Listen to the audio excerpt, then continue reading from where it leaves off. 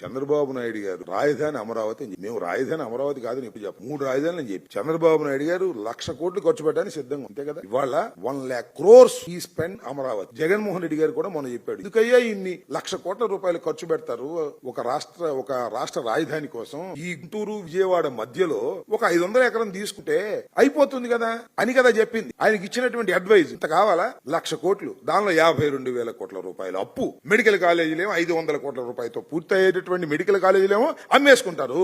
అవసరం లేనటువంటి రాజధాని కోసం 1,00,000 ఎకరాలు సేకరిస్తారు. అవసరం లేని రాజధాని కోసమేమో 1,00,000 కోట్లు కుమ్మరిస్తారు.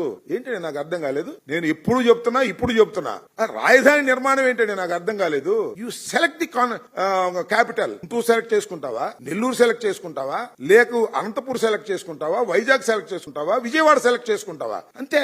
రాజధాని నిర్మాణం ఏంటి నాకు అర్థం కాలేదు. రాజధాని సృష్టిస్తారా నాకు అర్థం కాలేదు. హైదరాబాద్ ఏమన్నా సృష్టించారా రాజధాని? రాష్ట్రం విడిపోయినప్పుడు లేదా కలిసినప్పుడు సంయుక్తంగా కలిసినప్పుడు కర్నూలు నుంచి రాజధానిని హైదరాబాద్ కు షిఫ్ట్ చేశారు. హైదరాబాద్ ఏమన్నా నిర్మించారేంటి అక్కడ నాకు అర్థం కాలేదు. హైదరాబాద్ నిర్మించలేదుగా. ఇటు డెవలప్ అయిపోయింది. That's all. నువ్వు కూడా గుంటూరు విజయవాడ మధ్యలో నువ్వు రాజధాని పెడితే ఎవడు కదన్నాడు? దానికి 52,000 కోట్లు అప్ప, మళ్ళా 1,00,000 ఎకరాలు మళ్ళా సేకరణ, మళ్ళా అప్పు కావాలా? అన్ని తీసుకొచ్చి ఎవరినెత్తిన పెడతావు నాకు అర్థం కాలేదు. ఆఫ్టర్ ఆల్ రాజధాని అంటే ఏంటి? ఆఫ్టర్ ఆల్ ఒక శాసనసభ, ఒక హైకోర్టు, ఒక సెక్రటరీ అయిపోయా. ఆ చుట్టూ డెవలప్మెంట్ జరిగిపోద్ది. ఏం సృష్టించారు చెప్పండి నాకు? హైదరాబాద్ లో, బెంగళూరులో ఏం సృష్టించారు, మెడ్రాస్ లో ఏం సృష్టించారు? ఇది పెద్ద మొగోడ వచ్చి సృష్టించడానికి నాకు అర్థం కాల. ఆకాశం నుంచి తీస్తాడు ఒక రాజధాని. అమరావతి అంటే ఎక్కడ అమరావతి రాజధాని? ఎప్పుడు అయింది? తీసుకొచ్చి పెద్ద గుంటలో పెట్టాడు. నీళ్లు దోడాల్సి వస్తుంది రోజును. వర్షం పడితే నీళ్లు ఎల్లవు. దానికి మళ్ళీ పెద్ద స్కీము, దానికి కొండవీటి వాగు నుంచి లిఫ్ట్, దానికి చెరువులు.